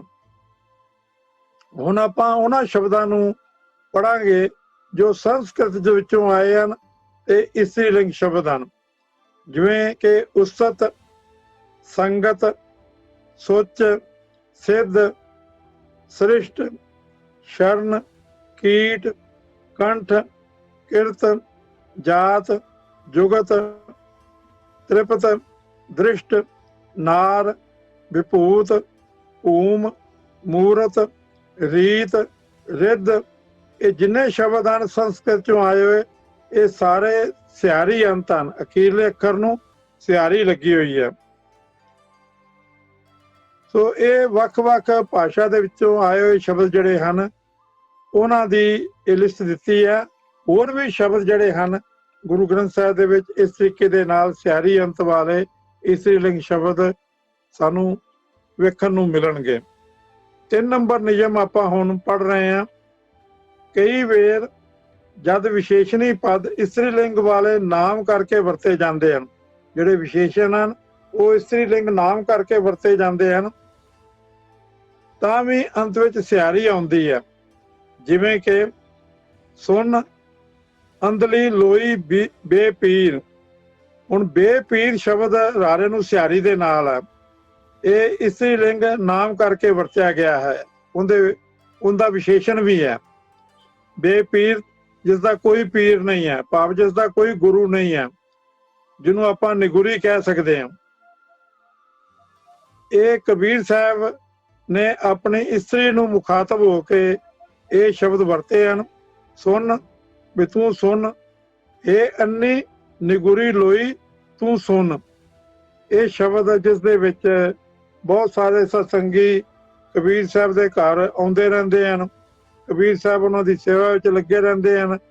ਉਹ ਨਾਮ ਜਪਣ ਵਾਲੇ, ਬੰਦਗੀ ਕਰਨ ਵਾਲੇ, ਤੇ ਉਹਨਾਂ ਦਾ ਆਉਣਾ ਜਾਣਾ ਵੇਖ ਕੇ ਜਿਵੇਂ ਘਰ ਦੇ ਵਿੱਚ ਕਿਸੇ ਘਰਾਂ ਦੇ ਵਿੱਚ ਇਸਤਰੀ ਔਖੀ ਹੋ ਜਾਂਦੀ ਹੈ ਕਿ ਉਹਨਾਂ ਦੀ ਬੜੀ ਸੇਵਾ ਹੁੰਦੀ ਹੈ ਤੇ ਸਾਡੇ ਵੱਲ ਧਿਆਨ ਨਹੀਂ ਦਿੱਤਾ ਜਾਂਦਾ। ਇਹੋ ਜਿਹੇ ਕੁਝ ਤਾਨੇ ਮੇਨੇ ਕਬੀਰ ਸਾਹਿਬ ਨੂੰ ਉਹਨਾਂ ਦੀ ਇਸਤਰੀ ਵੱਲੋਂ ਦਿੱਤੇ ਗਏ ਹਨ। ਤੇ ਅਖੀਰ ਦੇ ਵਿੱਚ ਕਬੀਰ ਸਾਹਿਬ ਨੇ ਆਪਣੀ ਇਸਤਰੀ ਨੂੰ ਇਹ ਉਪਦੇਸ਼ ਦਿੱਤਾ ਹੈ ਕਿ ਤੂੰ ਉਹਨਾਂ ਦੀ ਸ਼ਰਨ ਵਿੱਚ ਆ, ਉਹਨਾਂ ਸਤਸੰਗੀਆਂ ਦੀ, ਉਹਨਾਂ ਦੇ ਸੰਗਤ ਵਿੱਚ ਤੂੰ ਵੀ ਬੈਠ, ਉਹਨਾਂ ਦੇ ਨਾਲ ਬੈਠ ਕੇ ਨਾਮ ਜਪ ਸਿਮਰਨ ਕਰ, ਉਹਨਾਂ ਦੀ ਸੇਵਾ ਵਿੱਚ ਲੱਗ, ਤੂੰ ਇਸ ਤਰੀਕੇ ਦੀਆਂ ਗੱਲਾਂ ਨਾ ਕਰ। ਉੱਥੇ ਇਹ ਸ਼ਬਦ ਉਸਨੇ ਵਰਤੇ ਹਨ, ਸੁਣ ਅੰਦਲੀ ਲੋਈ ਬੇਪੀਰ। ਹੁਣ ਅੱਗੇ ਦੂਜੀ ਉਦਾਹਰਨ ਆਪਾਂ ਲੈ ਰਹੇ ਹਾਂ, ਜਿਹੜੇ ਵਿਸ਼ੇਸ਼ਣ ਵੀ ਹਨ ਤੇ ਇਸਤਰੀ ਲਿੰਗ ਨਾਮ ਦੇ ਤੌਰ ਦੇ ਉੱਤੇ ਵਰਤੇ ਗਏ ਹਨ। ਸੁੰਦਰ ਸੁਜਾਨ ਚਤੁਰ ਬੇਤੀ ਸਾਸ ਬਿਨ ਜੈਸੇ ਤਨਾ। ਇਹ ਸੁੰਦਰ ਰਾਰੇ ਨੂੰ ਸਿਆਰੀ ਨਾਲ, ਸੁਜਾਨ ਅਨਾਣੇ ਨੂੰ ਸਿਆਰੀ ਨਾਲ, ਚਤੁਰ ਰਾਰੇ ਨੂੰ ਸਿਆਰੀ ਦੇ ਨਾਲ, ਇਹ ਸਾਰੇ ਵਿਸ਼ੇਸ਼ਣ ਹਨ ਇਸਤਰੀ ਲਿੰਗ। ਤੋ ਇਸ ਤੁਕ ਦੇ ਅਰਥ ਕੀ ਹਨ? ਇਸਤਰੀ ਸੋਹਣੀ ਹੋਵੇ, ਸੁੰਦਰ, ਸੁਜਾਨ ਸਿਆਣੀ ਹੋਵੇ, ਚਤੁਰ ਹੋਵੇ ਤੇ ਬੇਤੀ ਵਿਦਿਆਵਤੀ ਹੋਵੇ, ਤੇ ਪਤੀ ਦੇ ਮਿਲਾਪ ਤੋਂ ਬਿਨਾਂ, ਸਾਸ ਬਿਨ ਜੈਸੇ ਤਨਾ। ਜੇ ਪਤੀ ਦੇ ਨਾਲ ਮਿਲਾਪ ਨਹੀਂ ਹੈ ਤਾਂ ਪਤੀ ਦੇ ਮਿਲਾਪ ਤੋਂ ਬਿਨਾਂ ਇਉਂ ਹੀ ਹੈ ਜਿਵੇਂ ਸਾਹ ਆਉਣ ਤੋਂ ਬਿਨਾਂ ਸਾਡਾ ਸਰੀਰ ਹੈ। ਜੇ ਸਰੀਰ ਸਾਹ ਨਹੀਂ ਲੈਂਦਾ, ਉਹਨੂੰ ਸਾਹ ਨਹੀਂ ਆ ਰਿਹਾ, ਤਾਂ ਉਹ ਜਿਉਂਦੀ ਜਾਗਦੀ ਇੱਕ ਲਾਸ਼ ਹੈ। ਇਸੇ ਤਰੀਕੇ ਨਾਲ ਜੇ ਪਤੀ ਦਾ ਮਿਲਾਪ ਨਹੀਂ ਹੈ ਤਾਂ ਇਹ ਬਾਕੀ ਸਾਰੇ ਗੁਣ, ਸ਼ਿੰਗਾਰੀ ਹੋਈ ਇਸਤਰੀ, ਚਤੁਰ ਇਸਤਰੀ, ਉਹਦਾ ਇਹ ਕਿਸੇ ਕੰਮ ਨਹੀਂ ਆ ਸਕਦੇ। ਅੱਗੇ ਤੀਜੀ ਉਦਾਹਰਨ ਲੈ ਰਹੇ ਆ, ਚੰਚਲ। ਚੰਚਲ ਸੰਗ ਨਾ ਚਾਲਤੀ। ਚੰਚਲ ਲੱਲੇ ਨੂੰ ਸਿਆਰੀ ਦੇ ਨਾਲ ਆਈ ਹੈ। ਚੰਚਲ ਸੰਗ ਨਾ ਚਾਲਤੀ ਸਖੀਏ ਅੰਤ ਤਜ ਜਾਵਤ ਮਾਇਆ। ਇੱਥੇ ਮਾਇਆ ਦੀ ਗੱਲ ਕੀਤੀ ਗਈ ਹੈ। ਚੰਚਲ ਸ਼ਬਦ ਮਾਇਆ ਵਾਸਤੇ ਵਰਤਿਆ ਗਿਆ ਹੈ। ਇਸਤਰੀ ਲਿੰਗ ਹੈ ਮਾਇਆ, ਉਹਦਾ ਵਿਸ਼ੇਸ਼ਣ ਹੈ ਚੰਚਲ। ਇਹ ਉਹਦਾ ਗੁਣ ਦੱਸਿਆ ਜਾ ਰਿਹਾ ਹੈ ਕਿ ਜਿਹੜੀ ਇਸਤਰੀ ਹੈ, ਇਹ ਮਾਇਆ ਹੈ, ਇਹ ਚੰਚਲ, ਇਹ ਇੱਕ ਜਗ੍ਹਾ ਦੇ ਉੱਤੇ ਟਿਕਣ ਵਾਲੀ ਨਹੀਂ ਹੈ। ਜਿਹੜੀ ਇਹ ਮਾਇਆ ਹੈ, ਇਹ ਭਟਕਦੀ ਰਹਿੰਦੀ ਹੈ, ਇੱਕ ਜਗ੍ਹਾ ਤੇ ਟਿਕਣ ਵਾਲੀ ਨਹੀਂ ਹੈ। ਸੰਗ ਨਾ ਚਾਲਤੀ, ਇਹ ਨਾਲ ਚੱਲਣ ਵਾਲੀ ਨਹੀਂ ਹੈ। ਸਖੀਏ, ਇਹ ਸਖੀ ਅੰਤ ਤਜ ਜਾਵਤ ਮਾਇਆ। ਅੰਤ ਨੂੰ ਇਹ ਜਿਹੜੀ ਮਾਇਆ ਹੈ ਉਹ ਛੱਡ ਜਾਂਦੀ ਹੈ। ਉਹ ਇਹ ਸਹੇਲੀਏ, ਇਹ ਮਾਇਆ ਕਦੇ ਵੀ ਇੱਕ ਥਾਂ ਨਾ ਟਿਕਣ ਵਾਲੀ ਹੈ, ਕਿਸੇ ਦੇ ਨਾਲ ਨਹੀਂ ਜਾਂਦੀ, ਇਹ ਆਖਰ ਨੂੰ ਸਾਥ ਛੱਡ ਦਿੰਦੀ ਹੈ। ਇਹ ਜਿਹੜੇ ਵਿਸ਼ੇਸ਼ਣ ਆਏ ਹਨ, ਇਹ ਸਾਰੇ ਸਿਆਰੀ ਅੰਤ ਆਏ ਹਨ। ਬੇਪੀਰ, ਸੁੰਦਰ, ਸੁਜਾਨ, ਚਤੁਰ, ਚੰਚਲ। ਇਸੇ ਤਰ੍ਹਾਂ ਦੇ ਨਾਲ ਗੁਰਬਾਣੀ ਦੇ ਵਿੱਚ ਸੁਕਰ, ਨਿਰਗੁਣ, ਪ੍ਰਧਾਨ, ਕੁਰੂਪ, ਸਰੂਪ, ਸੇਵਨ, ਇਹ ਵੀ ਸਾਰੇ ਵਿਸ਼ੇਸ਼ਣ ਹਨ। ਇਹ ਜਦੋਂ ਇਸਤਰੀ ਲਿੰਗ ਨਾਮ ਦੇ ਤੌਰ ਤੇ ਵਰਤੇ ਜਾਂਦੇ ਹਨ ਤਾਂ ਇਹ ਸਿਆਰੀ ਅੰਤ ਹੀ ਆਉਂਦੇ ਹਨ। 4 ਨੰਬਰ ਆਪਾਂ ਨਿਯਮ ਪੜ੍ਹ ਰਹੇ ਹਾਂ। ਗੁਰਬਾਣੀ ਵਿੱਚ ਸਿਆਰੀ ਤੋਂ ਸੰਬੰਧਕੀ ਪਦਾਂ ਅਤੇ ਕਾਰਕਾਂ ਦੇ ਅਰਥ ਨਿਕਲਦੇ ਹਨ। ਪ੍ਰੈਪੋਜੀਸ਼ਨਸ ਦੇ ਤੇ ਕਾਰਕਾਂ ਦੇ ਅਰਥ ਜਿਵੇਂ ਆਪਾਂ ਪਿਛਲੀ ਵਾਰੀ ਪੜ੍ਹਿਆ ਸੀ 8 ਪ੍ਰਕਾਰ ਦੇ ਕਾਰਕ ਨੇ, ਦਾ, ਦੇ, ਦੀ, ਨੂੰ, ਨਾਲ, ਇਹ ਉੱਪਰ ਆਦਿਕ, ਇਹ ਸਾਰੇ ਸੰਬੰਧਕੀ ਪਦ ਜਿਹੜੇ ਹਨ ਉਹ ਸਿਹਾਰੀ ਤੋਂ ਸੰਬੰਧਕੀ ਪਦਾਂ ਅਤੇ ਕਾਰਕਾਂ ਦੇ ਅਰਥ ਵੀ ਨਿਕਲਦੇ ਹਨ, ਵੀ ਉੱਥੇ ਸੰਬੰਧਕ ਲਾਉਣ ਦੀ ਲੋੜ ਨਹੀਂ ਪੈਂਦੀ। ਸਿਰਫ ਸਿਹਾਰੀ ਜਿਹੜੀ ਹੈ ਉਹ ਆਪਣੇ ਆਪ ਹੀ ਉਹਨਾਂ ਸੰਬੰਧਕਾਂ ਦੇ ਅਰਥ ਦਿੰਦੀ ਹੈ। ਹੁਣ ਉਦਾਹਰਨ ਲੈ ਰਹੇ ਹਾਂ ਗੁਰਬਾਣੀ ਚੋਂ, ਸੋ ਜਨ ਹਮਰਾ ਮਨ ਚਿਤ ਭਾਵੈ। ਸੋ ਜਨ ਉਹ ਸੇਵਕ, ਹਮਰਾ ਮਨ ਚਿਤ ਭਾਵੈ ਸਾਡੇ ਮਨ ਨੂੰ, ਮਨ ਵਿੱਚ, ਚਿੱਤ ਵਿੱਚ, ਸਾਡੇ ਮਨ ਨੂੰ, ਸਾਡੇ ਚਿੱਤ ਨੂੰ ਚੰਗਾ ਲੱਗਦਾ ਹੈ। ਇੱਥੇ ਮਨ ਦੇ ਨੰਨੇ ਨੂੰ ਸਿਹਾਰੀ ਇਹ ਦੱਸਦੀ ਹੈ ਮਨ ਵਿੱਚ ਜਾਂ ਮਨ ਨੂੰ, ਚਿੱਤ ਦੇ ਤੱਤੇ ਦੀ ਸਿਹਾਰੀ ਦੱਸਦੀ ਹੈ ਚਿੱਤ ਵਿੱਚ। ਅਰਥ ਕਰਨ ਲੱਗਿਆ ਇਹ ਸਾਨੂੰ ਪਤਾ ਲੱਗਦਾ ਹੈ। ਕਾਹੂ ਜੁਗਤ ਕਿਤੇ ਨਾ ਪਾਈਆ ਧਰਮ, ਇੱਥੇ ਨਾਮ ਦੀ ਗੱਲ ਕੀਤੀ ਜਾ ਰਹੀ ਹੈ। ਸੁਖਮਨੀ ਸਾਹਿਬ ਦੇ ਵਿੱਚੋਂ ਇਹ ਤੁਕ ਹੈ। ਇੱਥੇ ਜੁਗਤ, ਜੁਗਤ ਦੇ ਤੱਤੇ ਨੂੰ ਸਿਹਾਰੀ ਹੈ। ਇਹ ਅਰਥ ਦੇ ਰਹੀ ਹੈ ਜੁਗਤੀ ਦੁਆਰਾ, ਢੰਗ ਨਾਲ। ਇਸੇ ਤਰ੍ਹਾਂ ਧਰਮ, ਧਰਮ ਦੇ ਮੰਮੇ ਨੂੰ ਸਿਹਾਰੀ ਹੈ। ਇਸ ਦਾ ਮਤਲਬ ਹੈ ਧਰਮ ਦੀ ਕਿਸੇ ਰਸਮ ਰਿਵਾਜ ਨਾਲ ਜਾਂ ਕਿਸੇ ਫਿਰਕੇ ਦੇ ਰਾਹੀਂ। ਕਾਹੂ ਜੁਗਤ, ਇਹ ਨਾਮ ਕਿਸੇ ਢੰਗ ਨਾਲ ਜਾਂ ਕਿਸੇ ਧਾਰਮਿਕ ਰਸਮ ਰਿਵਾਜ ਨਾਲ ਨਹੀਂ ਮਿਲਦਾ। ਇਹ ਜਿਹੜੇ ਹੁਣ ਨਾਲ ਲਫ਼ਜ਼ ਆਪਾਂ ਅਰਥਾਂ ਵਿੱਚ ਵਰਤਿਆ ਹੈ, ਇਹ ਜੁਗਤ ਦੇ ਤੱਤੇ ਦੀ ਸਿਹਾਰੀ ਦੇ ਵਿੱਚੋਂ ਇਹ ਅਰਥ ਨਾਲ ਕੀਤਾ ਜਾ ਰਿਹਾ। ਜੁਗਤ ਨਾਲ, ਧਰਮ ਦੇ ਮੰਮੇ ਦੀ ਸਿਹਾਰੀ ਦੇ ਵਿੱਚੋਂ ਇਹ ਅਰਥ ਆਪਾਂ ਕਰ ਰਹੇ ਹਾਂ ਧਰਮ ਨਾਲ, ਧਰਮ ਦੁਆਰਾ, ਭਾਵ ਧਾਰਮਿਕ ਰਸਮ ਰਿਵਾਜ ਨਾਲ, ਜਿਹੜਾ ਆਮ ਧਰਮ ਸਮਝ ਲਿਆ ਜਾਂਦਾ, ਉਸ ਨਾਲ ਨਾਮ ਦੀ ਪ੍ਰਾਪਤੀ ਨਹੀਂ ਹੁੰਦੀ। ਅਗਲੀ ਉਦਾਹਰਨ ਲੈ ਰਹੇ ਹਾਂ, ਜਿਉਂ ਸਾਬਨ ਕਾਪਰ ਉਜਲ ਹੋਤ। ਸਾਬਣ ਦੇ ਨੰਨੇ ਨੂੰ ਸਿਹਾਰੀ ਹੈ ਸਾਬਣ ਨਾਲ, ਜਿਵੇਂ ਸਾਬਣ ਦੇ ਨਾਲ ਕਾਪਰ ਕੱਪੜੇ ਉਜਲ ਹੋ ਜਾਂਦੇ ਹਨ। ਇਹ ਭਾਈ ਜਿਵੇਂ ਸਾਬਣ ਨਾਲ ਕੱਪੜੇ ਸਾਫ਼ ਸੁਥਰੇ ਹੋ ਜਾਂਦੇ ਹਨ। ਅੱਗੇ ਨਾਮ ਜਪਤ ਸਭ ਭਰਮ ਪਉ ਖੋਤ, ਖੋਤ ਦਾ ਅਰਥ ਹੈ ਦੂਰ ਹੋ ਜਾਂਦੇ ਹਨ। ਇਸੇ ਤਰ੍ਹਾਂ ਨਾਮ ਜਪਣ ਦੇ ਨਾਲ ਹਰੇਕ ਵਹਿਮ ਭਰਮ, ਹਰੇਕ ਡਰ ਦੂਰ ਹੋ ਜਾਂਦਾ ਹੈ, ਖਤਮ ਹੋ ਜਾਂਦਾ ਹੈ। ਅਗਲੀ ਉਦਾਹਰਨ, ਗੁਰੈ ਦਿਖਾਇਓ ਲੋਏ ਨਾ। ਗੁਰੈ ਹਾਹੇ ਨੂੰ ਸਿਹਾਰੀ ਦੇ ਨਾਲ ਹੈ। ਗੁਰੂ ਨੇ,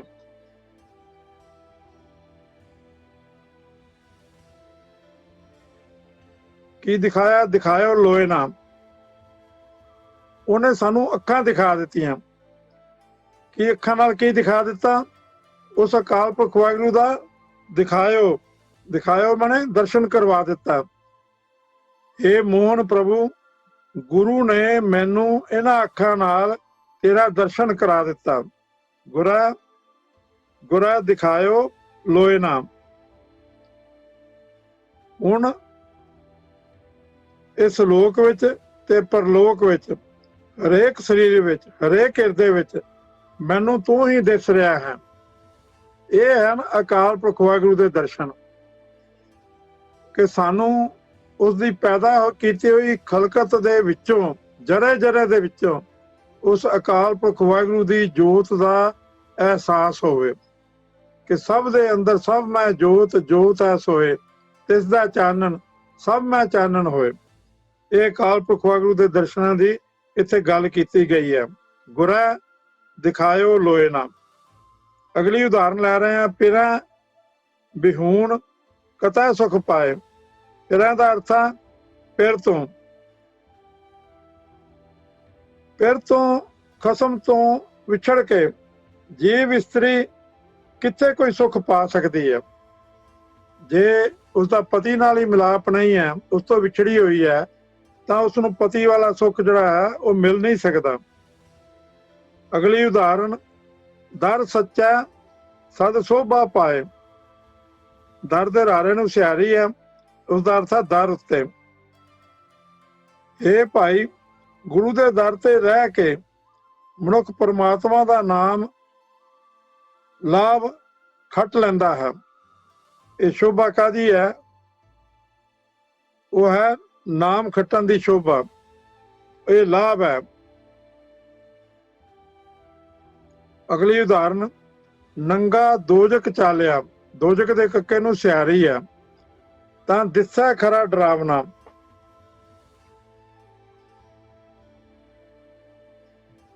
ਜਿਹੜਾ ਜੀਵ ਹੈ ਜਦੋਂ ਸੰਸਾਰ ਤੋਂ ਜਾਂਦਾ ਹੈ ਤਾਂ ਇਹੋ ਜਿਹਾ ਜੀਵ ਜਿਹੜਾ ਵਿਕਾਰਾਂ ਦੇ ਵਿੱਚ ਫਸਿਆ ਹੁੰਦਾ ਹੈ ਉਹ ਨੰਗਾ ਕੀਤਾ ਜਾਂਦਾ ਹੈ। ਨੰਗਾ ਤੋਂ ਭਾਵ ਕੀ ਹੈ? ਉਸਦੇ ਕੀਤੇ ਹੋਏ ਪਾਪਾਂ ਦਾ ਜਿਹੜਾ ਨਕਸ਼ਾ ਹੈ ਉਹ ਉਸਦੇ ਸਾਹਮਣੇ ਰੱਖਿਆ ਜਾਂਦਾ ਹੈ ਤੇ ਉਸ ਨੂੰ ਦੋਜਕ ਵਿੱਚ ਧੱਕਿਆ ਜਾਂਦਾ ਹੈ। ਨੰਗਾ ਦੋਜਕ ਚਾਲਿਆ ਤਾਂ ਦਿਸੈ ਖਰਾ ਡਰਾਵਨਾ।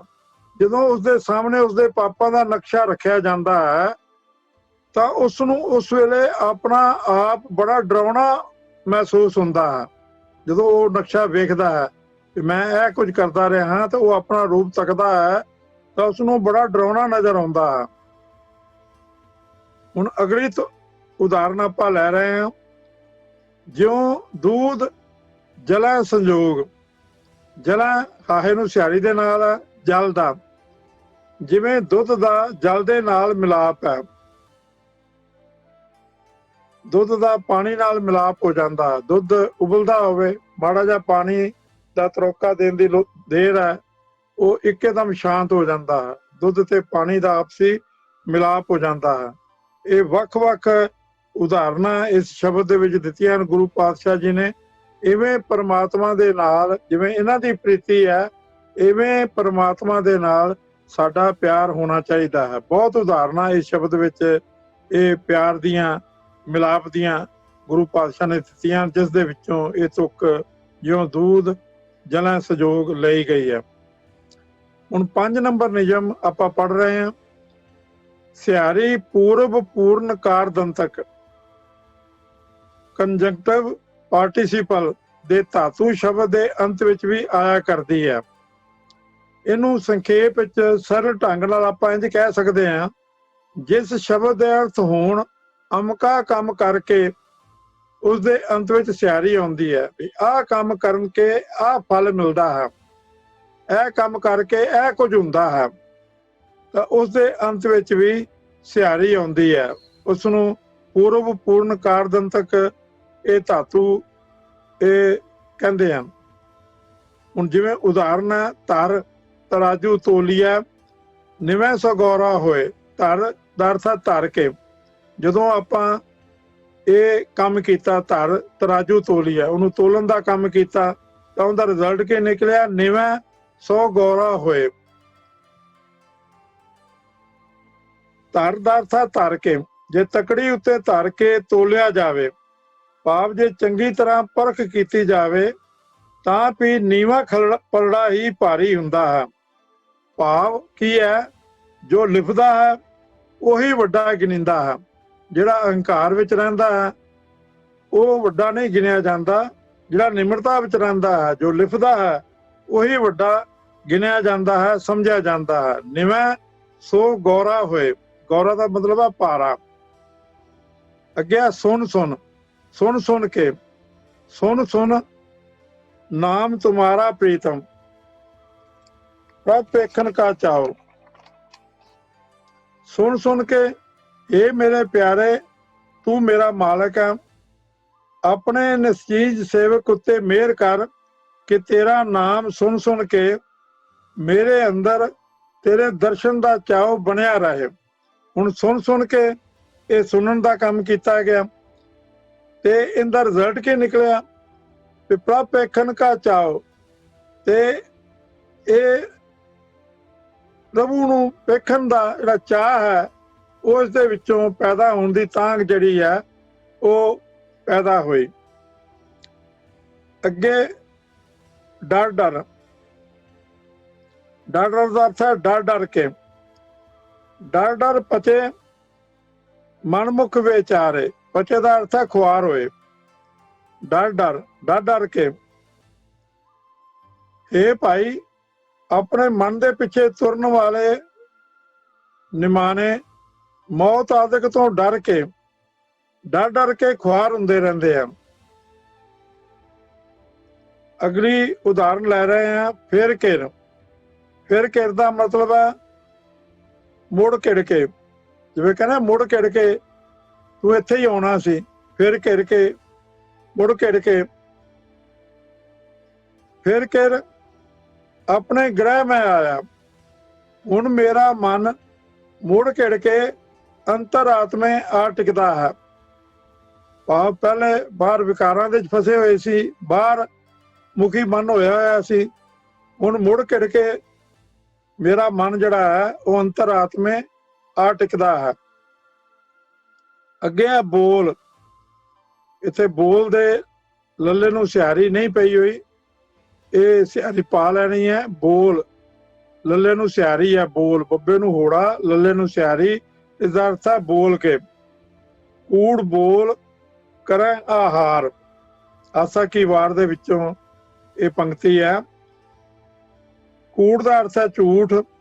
ਝੂਠ ਬੋਲ ਬੋਲ ਕੇ ਹੀ ਇਹ ਰੋਜੀ ਕਮਾਉਂਦੇ ਹਨ।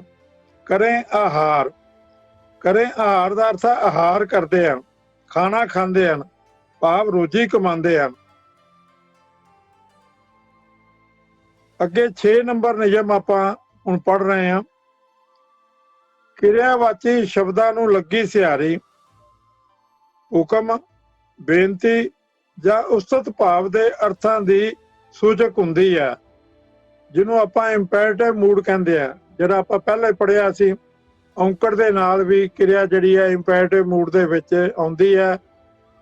ਜਿਵੇਂ ਆਪਾਂ ਪੜ੍ਹਿਆ ਸੀ, ਮੇਰੇ ਮਨ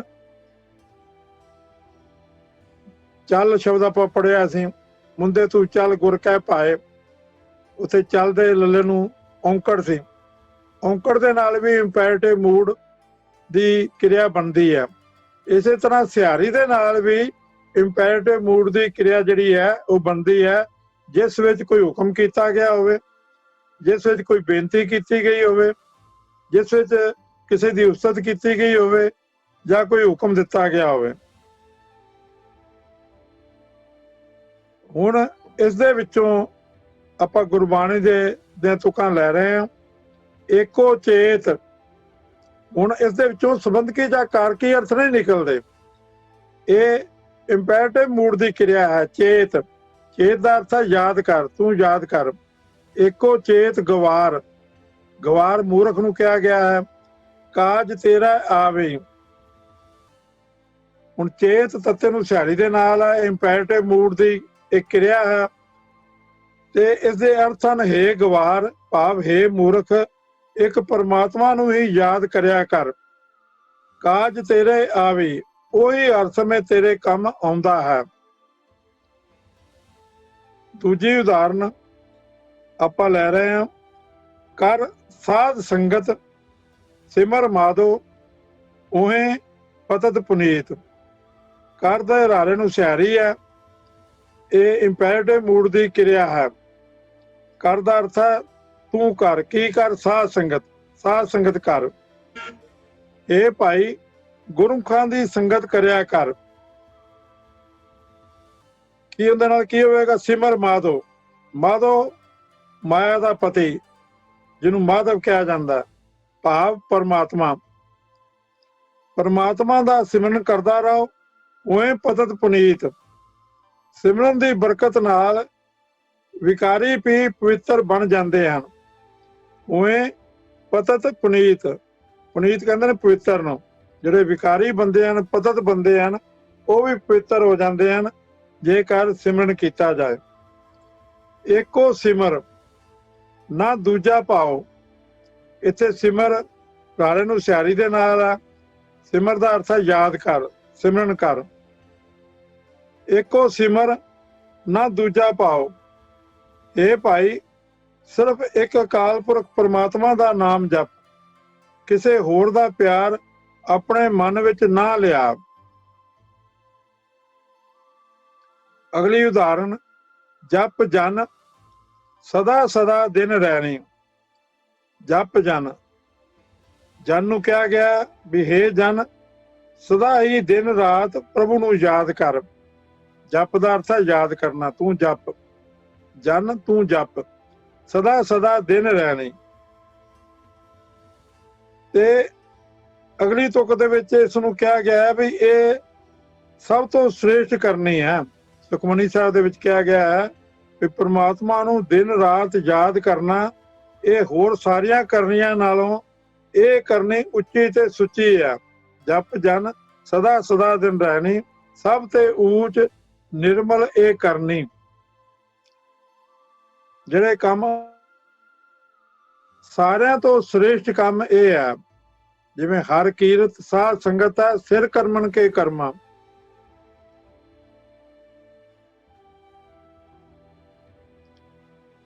ਹੁਣ ਅਗਲੀ ਉਦਾਹਰਣ, ਮੇਰੇ ਮਨ ਮੇਰੇ ਤਿੰਨ ਕੀ ਓਟ ਲੈ। ਲੈ ਲੱਲੇ ਨੂੰ ਲਾ, ਹਾਏ ਨੂੰ ਸਿਆਰੀ ਹੈ, ਤੂੰ ਲੈ। ਤਾਂ ਇਸ ਦਾ ਅਰਥ ਹੈ ਕਿ ਹੇ ਮੇਰੇ ਮਨ, ਜੋ ਮਨੁੱਖ ਸਦਾ ਪ੍ਰਭੂ ਦੀ ਹਜ਼ੂਰੀ ਵਿੱਚ ਵਸਦੇ ਹਨ, ਤੂੰ ਉਹਨਾਂ ਦੀ ਓਟ ਲੈ, ਉਹਨਾਂ ਦੀ ਸ਼ਰਨੀ ਪਾਓ।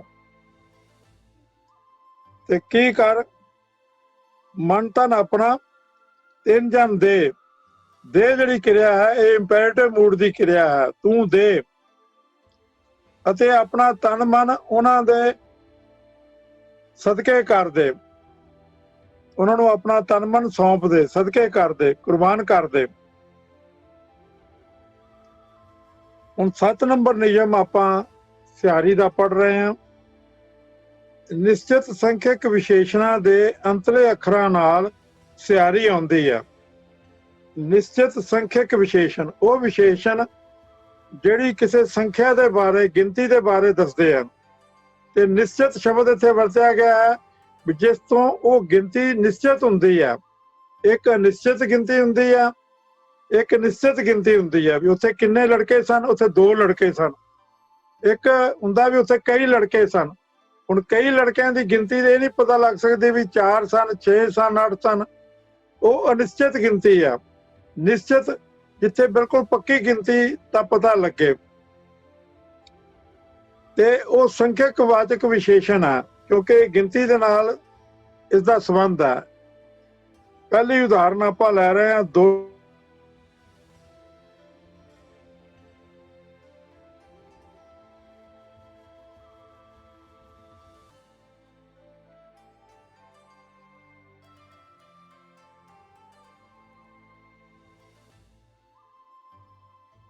ਪਰ ਨਿਯਮ ਦੇ ਵਿੱਚੋਂ ਆਪਾਂ ਪੜ੍ਹ ਰਹੇ ਹਾਂ,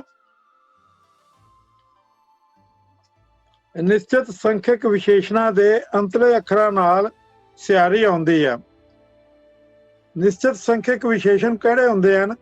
ਜਿਹੜੇ ਸਾਨੂੰ ਨਿਸ਼ਚਿਤ ਤੌਰ ਦੇ ਉੱਤੇ ਸੰਖਿਆ ਦੱਸਣ, ਗਿਣਤੀ ਦੱਸਣ, ਉਹਨਾਂ ਨੂੰ ਨਿਸ਼ਚਿਤ ਕਿਹਾ ਜਾਂਦਾ ਹੈ। ਜਿਵੇਂ 2, 3, 4, ਕੋਟ, ਕਰੋੜ, ਇਸ ਤਰੀਕੇ ਦੇ ਨਾਲ। ਇੱਥੇ ਪਹਿਲੀ ਉਦਾਹਰਨ ਆਪਾਂ ਲੈ ਰਹੇ ਹਾਂ, 2 ਦਿਨ 4 ਸੁਹਾਵਣਾ, ਮਾਟੀ ਤਿਸ ਖਾਵੈ। 2 ਦਾ ਅਰਥ ਹੈ 2, 4 ਦਾ ਅੱਖਰ ਹੈ 4। 2 ਦਿਨ, 2 ਦਿਨ, 4, 2 4 ਦਿਨ, ਜਿਵੇਂ ਕਹਿੰਦਾ 2 4 ਦਿਨ ਦੀ ਗੱਲ ਹੈ ਬਸ। ਤੋ ਇਹਦੇ ਅਰਥ ਇਹ ਹਨ ਇਸ ਤੁਕ ਦੇ, 2 ਦਿਨ 4 ਸੁਹਾਵਣਾ। ਇਸ ਗੱਲ ਦੀ ਬੜੀ ਵਡਿਆਈ ਕੀਤੀ ਜਾਂਦੀ ਹੈ ਕਿ ਦੇਵਤਿਆਂ ਨੇ ਸਮੁੰਦਰ ਰਿੜਕਿਆ, ਜਿੱਥੋਂ ਇਹ ਤੁਕ ਲਈ ਗਈ ਹੈ। ਉਸ ਸੰਬੰਧ ਵਿੱਚ ਇਸ ਦਾ ਪਿਛੋਕੜ ਜਿਹੜਾ ਹੈ ਉਹ ਮੈਂ ਦੱਸ ਰਿਹਾ ਹਾਂ। ਇਸ ਗੱਲ ਦੀ ਬੜੀ ਵਡਿਆਈ ਕੀਤੀ ਜਾਂਦੀ ਹੈ ਕਿ ਦੇਵਤਿਆਂ ਨੇ ਸਮੁੰਦਰ ਰਿੜਕਿਆ ਤੇ ਉਸ ਵਿੱਚੋਂ 14 ਰਤਨ ਨਿਕਲੇ। ਭਲਾ ਜੇ ਖਾਰਾ ਸਮੁੰਦਰ ਰਿੜਕਿਆ ਜਾਏ, ਉਸ ਵਿੱਚੋਂ ਕੋਈ ਮਨੁੱਖ ਇੱਕ ਰਤਨ ਲੱਭ ਲਏ ਤਾਂ ਵੀ ਆਖਰ ਕਿਹੜੀ ਮੱਲ ਮਾਰ ਲਈ। ਇਹ ਕੋਈ ਵੱਡੀ ਗੱਲ ਨਹੀਂ ਹੈ। ਖਾਰ ਸਮੁੰਦਰ ਢੰਡੋਲੀਆ, ਇੱਕ ਮੰਨੀਆਂ ਪਾਵੈ। ਇਹ ਪਹਿਲੀ ਤੁਕ ਹੈ। ਇਸ ਤੋਂ ਜਿਹੜੀ ਤੁਕ ਆਪਾਂ ਵਿਚਾਰ ਰਹੇ ਹਾਂ, 2 ਦਿਨ 4 ਸੁਹਾਵਣਾ, ਉਸ ਤੋਂ ਪਹਿਲੀ ਤੁਕ ਸੀ ਖਾਰ ਸਮੁੰਦਰ ਢੰਡੋਲੀਆ, ਇੱਕ ਮੰਨੀਆਂ ਪਾਵੈ, ਜਿਸ ਦੇ ਮੈਂ ਅਰਥ ਪਹਿਲੇ ਕੀਤੇ ਹਨ। ਹੁਣ ਜਿਹੜੀ ਇਹ ਤੁਕ ਹੈ, 2 ਦਿਨ 4 ਸੁਹਾਵਣਾ, ਮਾਟੀ ਤਿਸ ਖਾਵੈ। ਜੋ ਰਤਨ ਲੱਭਿਆ ਉਹਨਾਂ ਨੇ ਸਮੁੰਦਰ ਨੂੰ ਰਿੜਕ ਕੇ, ਉਹ ਰਤਨ 2-4 ਦਿਨ ਹੀ ਸੋਹਣਾ ਲੱਗਦਾ ਹੈ। ਅੰਤ ਉਸ ਰਤਨ ਨੂੰ ਕਦੇ ਮਿੱਟੀ ਹੀ ਖਾ ਜਾਂਦੀ ਹੈ। ਸੋ ਉਸ ਰਤਨ ਦੀ ਕੀ ਵੈਲਿਊ ਹੋਈ? ਅਸਲ ਜੋ ਰਤਨ ਹੈ ਉਹ ਹੈ ਸਤਿਗੁਰੂ। ਸਮੁੰਦਰ ਐਸਾ ਨਾਮ ਰੂਪੀ ਰਤਨ ਦਿੰਦਾ ਹੈ ਜਿਸ ਨੂੰ ਕਦੀ ਘਾਟਾ ਨਹੀਂ ਪੈਂਦਾ, ਜਿਸ ਨੂੰ ਕੋਈ ਮਿੱਟੀ ਖਾ ਨਹੀਂ ਸਕਦੀ। ਇੱਥੇ ਉਸ ਰਤਨ ਦੀ ਗੱਲ ਕੀਤੀ ਗਈ ਹੈ। ਸੋ ਇੱਥੋਂ ਇਸ ਤੁਕ ਤੋਂ ਇੱਕ ਪ੍ਰੇਰਨਾ ਸਾਨੂੰ ਇਹ ਵੀ ਮਿਲਦੀ ਹੈ ਕਿ ਜਦੋਂ ਆਪਾਂ ਕੋਈ ਤੁਕ ਪੜ੍ਹਦੇ ਹਾਂ, ਜਿੰਨੀ ਦੇਰ ਤੱਕ ਉਸਦੇ ਅਰਥ ਅਸੀਂ ਸਟੀਕ ਦੇ ਵਿੱਚੋਂ, ਜੋ ਪਰਮਾਨਿਕ ਵਿਦਵਾਨਾਂ ਵੱਲੋਂ ਮੰਨਿਆ ਗਿਆ ਹੈ ਸਟੀਕ ਪ੍ਰੋਫੈਸਰ ਸਾਹਿਬ ਸਿੰਘ ਜੀ ਦਾ ਜੋ 10 ਭਾਗਾਂ ਦੇ ਵਿੱਚ ਦਰਪਣ ਹੈ, ਗੁਰਬਾਣੀ ਦਰਪਣ, ਜੇ ਉਸ ਨੂੰ ਅਸੀਂ ਪੜ੍ਹੀਏ ਤਾਂ ਹੀ ਸਹੀ ਢੰਗ ਨਾਲ ਸਾਨੂੰ ਅਰਥਾਂ ਦੀ ਸੋਝੀ ਹੋ ਸਕਦੀ ਹੈ। ਨਹੀਂ ਤਾਂ 2 ਦਿਨ 4 ਸੁਹਾਵਣਾ ਮਾਟੀ ਤੇ ਸਿਖਾਵਾ, ਆਪਣੀ ਮਰਜ਼ੀ ਦੇ ਨਾਲ ਜਾਂ ਅੰਦਾਜ਼ੇ ਦੇ ਨਾਲ ਜੇ ਅਸੀਂ ਅਰਥ ਕਰਾਂਗੇ ਤਾਂ ਅਰਥ ਹੋਰ ਹੀ ਪਾਸੇ ਵੱਲ ਨੂੰ ਚਲੇ ਜਾਣਗੇ। ਸੋ ਹਮੇਸ਼ਾ ਕੋਸ਼ਿਸ਼ ਹੋਣੀ ਚਾਹੀਦੀ ਹੈ ਕਿ ਜਿਹੜੀ ਵੀ ਗੁਰਬਾਣੀ ਅਸੀਂ ਪੜ੍ਹੀਏ ਉਸ ਦੇ ਆਪਾਂ ਅਰਥ ਪੜ੍ਹੀਏ। ਹੁਣ ਤਾਂ ਬੜੀ ਸੁਖੈਨਤਾ ਹੋ ਗਈ ਹੈ ਕਿ ਨੈਟ ਦੇ ਉੱਤੇ ਇਹ ਦਰਪਣ ਪਿਆ ਹੈ, PDF ਫਾਈਲਾਂ ਪਈਆਂ ਹਨ, ਆਪਣੇ ਮੋਬਾਈਲ ਦੇ ਵਿੱਚ ਵੀ ਡਾਊਨਲੋਡ ਕੀਤਾ ਜਾ ਸਕਦਾ ਹੈ, ਆਪਣੇ PC ਦੇ ਉੱਤੇ ਵੀ ਡਾਊਨਲੋਡ ਕੀਤਾ ਜਾ ਸਕਦਾ ਹੈ। ਸੋ ਤੇ ਇੱਕ ਤੁਕ ਦੇ ਅਰਥ ਵਾਲਾ ਵੀ ਆਈ ਗੁਰਬਾਣੀ ਦੇ ਵਿੱਚ, ਪ੍ਰੋਫੈਸਰ ਸਾਹਿਬ ਸਿੰਘ ਦੇ ਅਰਥਾਂ ਵਾਲਾ, ਇਹ ਡਾਊਨਲੋਡ ਕੀਤਾ ਹੋਇਆ ਮਿਲ ਜਾਂਦਾ ਹੈ ਐਪ ਦੇ ਵਿੱਚੋਂ। ਸੋ ਇਸ ਢੰਗ ਨਾਲ ਅੱਜ ਦੇ ਸਮੇਂ ਦੇ ਵਿੱਚ ਇਹ ਬੜੀ ਸੌਖ ਹੈ। ਮੈਨੂੰ ਯਾਦ ਹੈ ਜਦੋਂ ਰੇਡੀਓ ਸਟੇਸ਼ਨ ਦੇ ਉੱਤੇ ਮੇਰੀ ਪਹਿਲੀ ਟਾਕ ਸੀ ਗੁਰਬਾਣੀ ਦੇ ਚਾਨਣ ਵਿੱਚ ਉਦਮ, ਤਾਂ ਉਸ ਸਮੇਂ ਉਦਮ ਸ਼ਬਦ ਦੇ ਸੰਬੰਧੀ ਮੈਨੂੰ ਪ੍ਰਮਾਣ ਚਾਹੀਦੇ ਸਨ। ਮੈਂ ਗੁਰਮਤਿ ਮਾਰਤੰਡ ਭਾਈ ਸਾਹਿਬ ਭਾਈ ਕਾਹਨ ਸਿੰਘ ਨਾਭਾ ਜੀ ਦਾ ਵੀ ਵੇਖਿਆ, ਉਸ ਵਿੱਚੋਂ ਵੀ ਮੈਨੂੰ ਪ੍ਰਮਾਣ ਨਾ ਮਿਲੇ।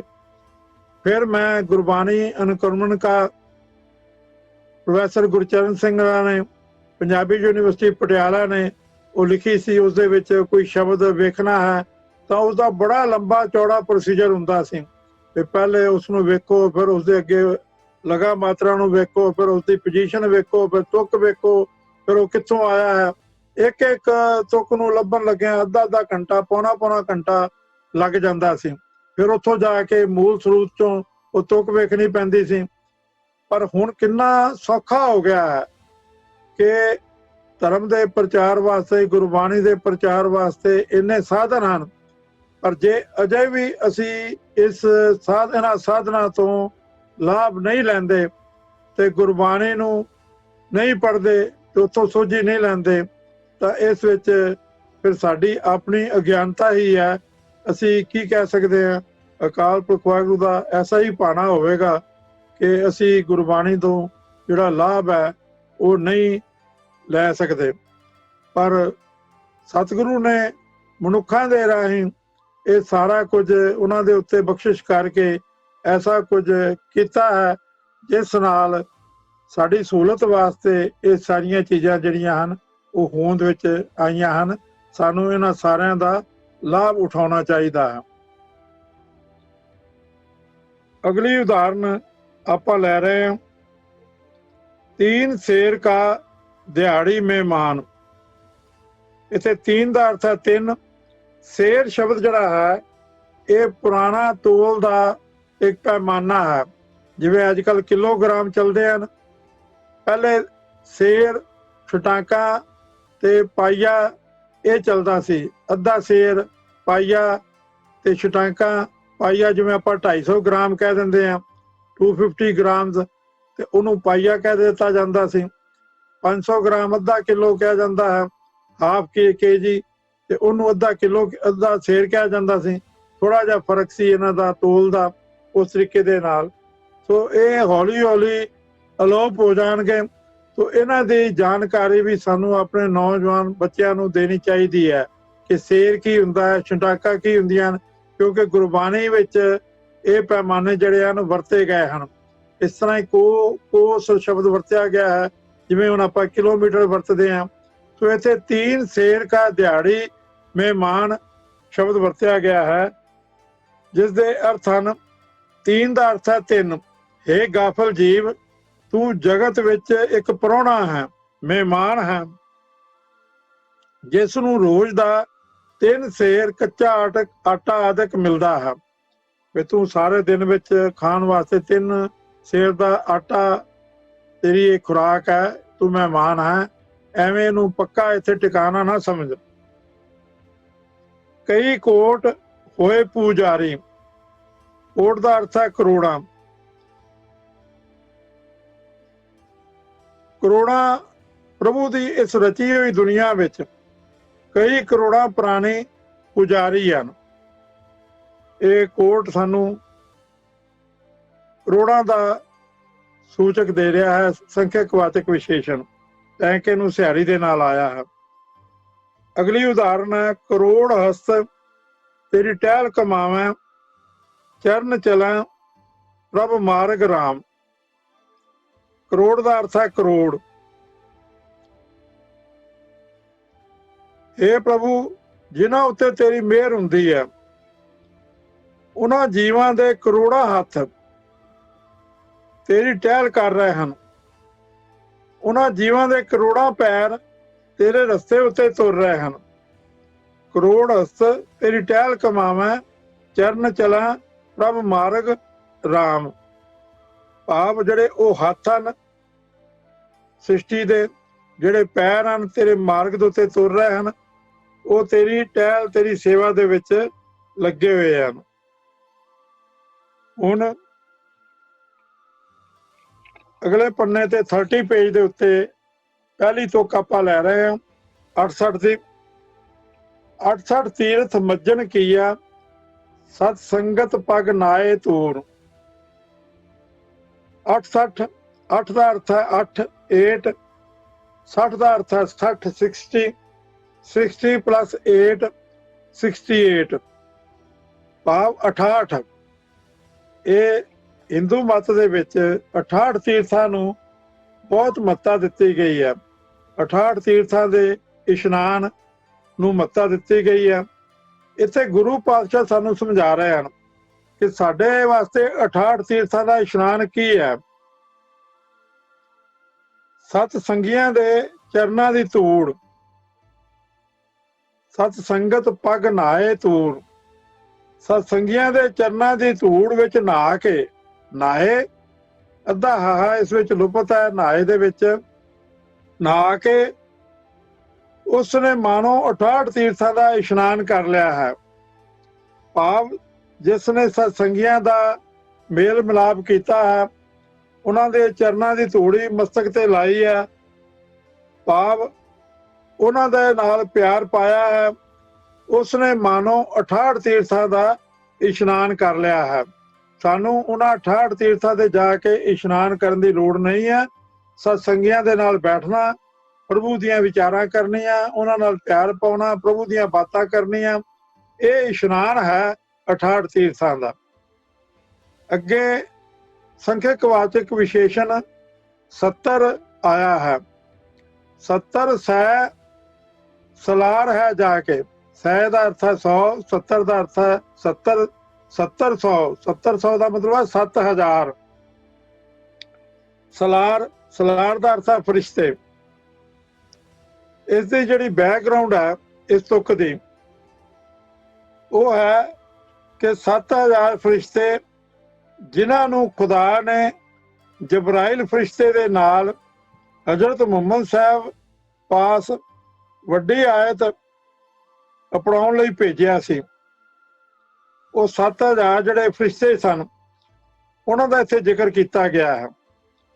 ਇਹ ਸ਼ਬਦ ਵਿੱਚ ਕਬੀਰ ਸਾਹਿਬ ਦਾ ਵਾਸਤਾ ਇੱਕ ਮੁਸਲਮਾਨ ਨਾਲ ਪੈਂਦਾ ਹੈ, ਜਿਹੜਾ ਮੁਸਲਮਾਨ ਕਬੀਰ ਸਾਹਿਬ ਨੂੰ ਮੁਸਲਮਾਨ ਹੋਣ ਲਈ ਪ੍ਰੇਰਦਾ ਹੈ ਤੇ ਆਪਣੇ ਇਸਲਾਮ ਮਤ ਦੇ ਉਹ ਉਦਾਹਰਨਾਂ ਦੇ ਰਿਹਾ ਹੈ ਵੀ ਸਾਡੇ ਮਤ ਦੇ ਵਿੱਚ 7000 ਫਰਿਸ਼ਤੇ ਹਨ, 1.25 ਲੱਖ ਪੈਗੰਬਰ ਹੈ ਇਤਿਹਾਦਕ। ਉਹ ਸਾਰੇ ਸ਼ਬਦ ਵਿੱਚ ਮੁਸਲਮਾਨੀ ਇਸਲਾਮ ਮਤ ਦੀਆਂ ਜਿਹੜੀਆਂ ਗੱਲਾਂ ਹਨ ਉਹ ਕਬੀਰ ਸਾਹਿਬ ਦੇ ਨਾਲ ਮੁਖਾਤਬ ਹੋ ਕੇ ਕੀਤੀਆਂ ਗਈਆਂ ਹਨ ਤੇ ਕਬੀਰ ਸਾਹਿਬ ਨੂੰ ਮੁਤਾਸਰ ਕਰਨ ਵਾਸਤੇ ਉਹ ਇਸਲਾਮ ਮਤ ਦੀਆਂ ਇਹ ਗੱਲਾਂ ਕਬੀਰ ਸਾਹਿਬ ਨੂੰ ਦੱਸਦਾ ਹੈ।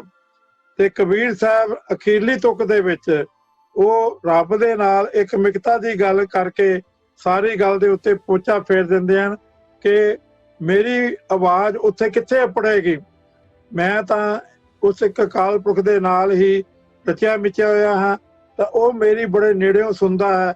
ਇਸ ਵਾਸਤੇ ਮੈਂ ਇਹਨਾਂ ਗੱਲਾਂ ਦੇ ਵਿੱਚ ਵਿਸ਼ਵਾਸ ਨਹੀਂ ਕਰ ਸਕਦਾ। ਸੋ ਇੱਥੇ 70 ਸੈ ਸਲਾਰ ਹੈ ਜਾ ਕੇ 7000 ਫਰਿਸ਼ਤੇ 70,000 ਫਰਿਸ਼ਤੇ 70 ਸੈ ਸਲਾਰ ਹੈ ਜਾ ਕੇ। ਇਹ ਭਾਈ ਜਿਸ ਖੁਦਾ ਦੇ 7000 ਫਰਿਸ਼ਤੇ ਤੂੰ ਦੱਸਦਾ ਹੈ ਤੇ ਅਗਲੀ ਤੁਕ ਫਿਰ ਨਾਲ ਹੀ ਜਿਹੜੀ ਇੱਥੇ ਆਈ ਹੈ ਉਹ ਅੱਗੇ ਸੰਖਿਅਕ ਵਾਚਕ ਵਿਸ਼ੇਸ਼ਣ ਲੱਖ, ਜਿਵੇਂ ਮੈਂ ਪਹਿਲੇ ਕਿਹਾ ਸੀ ਕਿ ਇਹ ਵੀ ਸੰਖਿਅਕ ਵਾਚਕ ਵਿਸ਼ੇਸ਼ਣ ਹੈ, ਪਰ ਇਹ ਐਕਸੈਪਸ਼ਨਲ ਕੇਸ ਹੈ। ਲੱਖ ਸ਼ਬਦ ਜਦੋਂ ਵੀ ਗੁਰੂ ਗ੍ਰੰਥ ਸਾਹਿਬ ਵਿੱਚ ਆਇਆ ਹੈ, ਭਾਵੇਂ ਇੱਕ ਵਚਨ ਵਿੱਚ ਆਇਆ ਹੈ ਭਾਵੇਂ ਬਹੁ ਵਚਨ ਵਿੱਚ ਆਇਆ ਹੈ, ਤਾਂ ਇਹ ਲੱਖ ਕੱਖੇ ਨੂੰ ਔਂਕੜ ਦੇ ਨਾਲ ਹੀ ਆਇਆ ਹੈ। ਜਿਵੇਂ ਉਦਾਹਰਨ ਹੈ 70 ਸੈ ਸਲਾਰ ਹੈ ਜਾ ਕੇ, ਇਸ ਤੋਂ ਅਗਲੀ ਤੁਕ ਹੈ 1.25 ਲੱਖ ਪੈਗੰਬਰ ਤਾਂ ਕਿ, ਪੈਗੰਬਰ ਦਾ ਮਤਲਬ ਹੈ ਪੈਗੰਬਰ, ਇੱਥੇ ਲੱਖ ਕੱਖ ਨੂੰ ਔਂਕੜ ਦੇ ਨਾਲ ਆਇਆ 1.25 ਲੱਖ, ਵੀ ਜਿੰਦੇ 1.25 ਲੱਖ ਇਹ ਭਾਈ ਉਸ ਦੇ 1.25 ਲੱਖ ਪੈਗੰਬਰ ਤੂੰ ਆਖਦਾ ਹੈ। ਕਬੀਰ ਸਾਹਿਬ ਉਸ ਨੂੰ ਕਹਿ ਰਹੇ ਨੇ ਵੀ ਤੂੰ ਕਹਿੰਦਾ ਵੀ ਉਸ ਦੇ 1.25 ਲੱਖ ਪੈਗੰਬਰ ਹਨ। ਤੇ ਇਹ ਲੱਖ ਸੰਖਿਅਕ ਵਾਚਕ ਵਿਸ਼ੇਸ਼ਣ ਹੈ, ਪਰ ਔਂਕੜ ਦੇ ਨਾਲ ਇਹ ਗੁਰਬਾਣੀ ਦੇ ਵਿੱਚ ਆਉਂਦਾ ਹੈ। ਅੱਗੇ ਐੜਾ ਸ਼ਬਦ ਭਾਗ ਹੈ 12 ਵਾਸਤੇ ਵਿਸ਼ੇਸ਼ਣ ਬੇਦਸ ਵਰਤਿਆ ਗਿਆ ਹੈ। ਇੱਥੇ ਬੇਦਸ ਇਕੱਠਾ ਛਪਿਆ ਹੈ, ਇਹ ਕਿਰਪਾ ਕਰਕੇ ਵੱਖ-ਵੱਖ ਕਰ ਲਿਆ ਜਾਵੇ। ਬੇ ਵੱਖਰਾ ਹੈ, 10 ਵੱਖਰਾ ਹੈ। ਬੇ ਦਾ ਅਰਥ ਹੈ 2 ਤੇ 10 ਦਾ ਅਰਥ ਹੈ 10। ਬੇ ਦਾ ਅਰਥ ਹੈ 2, 10 ਦਾ ਅਰਥ ਹੈ 10, 2 + 10 = 12। ਬੇ ਦਾ ਅਰਥ ਹੈ 2, 10 ਦਾ ਅਰਥ ਹੈ 10, 2 + 10 12। ਬੇ 10, ਬੇ ਵੱਖਰਾ ਹੈ, 10 ਵੱਖਰਾ ਹੈ। ਇਹਦੀ ਉਦਾਹਰਨ ਆਪਾਂ ਲੈ ਰਹੇ ਹਾਂ। ਬੇ 10 ਮਹਾ ਰੁੱਤੀ ਥਿੱਤੀ ਵਾਰ ਪਲੇ, ਇਹ 1109 ਪੰਨੇ ਦੇ ਉੱਤੇ 1109 ਪੇਜ ਦੇ ਉੱਤੇ ਇਹ ਤੁਕ ਹੈ 12 ਮਾਹ ਦੇ ਵਿੱਚੋਂ ਲਈ ਗਈ ਹੈ। ਤੁਖਾਰੀ ਰਾਗ ਦੇ ਵਿੱਚ ਜੋ 12 ਮਾਹ ਲਿਖਿਆ ਹੈ, ਗੁਰੂ ਗ੍ਰੰਥ ਸਾਹਿਬ ਵਿੱਚ 2 12 ਮਾਹ ਹਨ। ਇੱਕ 12 ਮਾਹ ਮਾਝ ਰਾਗ ਵਿੱਚ ਹੈ ਜੋ ਗੁਰੂ ਅਰਜਨ ਪਾਤਸ਼ਾਹ ਜੀ ਨੇ ਲਿਖਿਆ ਹੈ। ਇੱਕ 12 ਮਾਹ ਤੁਖਾਰੀ ਰਾਗ ਵਿੱਚ ਹੈ ਜੋ ਗੁਰੂ ਨਾਨਕ ਪਾਤਸ਼ਾਹ ਨੇ ਲਿਖਿਆ ਹੈ। ਇਹ ਤੁਖਾਰੀ ਰਾਗ ਦੇ ਵਿੱਚੋਂ ਤੁਕ ਲਈ ਜਾ ਰਹੀ ਹੈ। 1109 ਪੇਜ ਦੇ ਉੱਤੇ ਬੇ 10 ਮਹਾ ਰੁੱਤੀ ਥਿੱਤੀ ਵਾਰ ਭਲੇ।